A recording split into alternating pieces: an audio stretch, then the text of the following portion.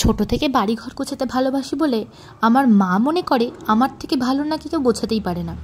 কিন্তু জানো তো, আসলে জীবনে পারফেক্ট বলে কিচ্ছু হয় না। পারফেক্ট শব্দটা যেমন সত্যি নয়, তেমনই আইডিয়াল কথাটাও কিন্তু সত্যি নয়।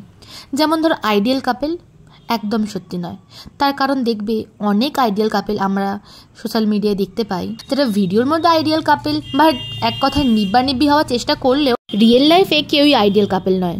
সব কথা বাদ দাও, আমাদের এখানে শীত পড়া তো প্রায় শুরু হয়ে গেছে, আর আমার বর শীত পড়তে না পড়তেই আমাকে আবদার করে বসেছে যে বাড়িতে তো সব কিছুই আছে, তুমি তাহলে একটু কেক অথবা একটু ব্রেড বানাতে পারবে।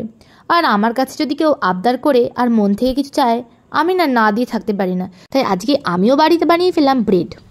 আমি ওটিজি আর এয়ার ফ্রায়ার দুটোতেই বানিয়ে দেখেছি, দুটোতেই ভীষণ ভালো হয়। তবে যদি রেটিং বলতে বলো তাহলে বলবো ওটিজিতে বেশি ভালো হয়। কিন্তু আজকে আমি তোমাদের সাথে আমার এয়ার ফ্রায়ারে শেয়ার করব। 180 ডিগ্রি সেন্টিগ্রেড তাপমাত্রায় 20 মিনিট অথবা 15 মিনিটের জন্য বেক করলেই তোমাদের ব্রেড কিন্তু একদম রেডি। আর আমার ব্রেডও কিন্তু রেডি হয়ে গেছে। আজকে ভাবলাম ব্রেডের সাথে কী খাওয়া যায়, বাড়িতে সেরকম কিছুই ছিল না, ইভেন শশাটাও শেষ হয়ে গেছে। আর জানো আমার না ডিম খাওয়া বারণ, আর বাড়িতে যখন বর থাকে তখন ডিম খেলেও বকে, আবার যদি মাই ভিডিওটা দেখতে পায় তাহলে নির্ঘাত আজকে আমায় বকবে। কিন্তু আজকে আমি কারোর পরোয়া না করে ভেবেছি ডিম দিয়ে আজ আমি আমার ব্রেড খাবো। তোমরাও এভাবে বাড়িতে বানিয়ে দেখতে পারো কিন্তু। আর আমার ভিডিওটা কেমন লাগলো কমেন্ট করতে একদম ভুলে যেও না। জানো তোমরা অনেকেই ভিডিও দেখো কিন্তু লাইকও করো না, আর আমার পেজটাকে ফলো করো না।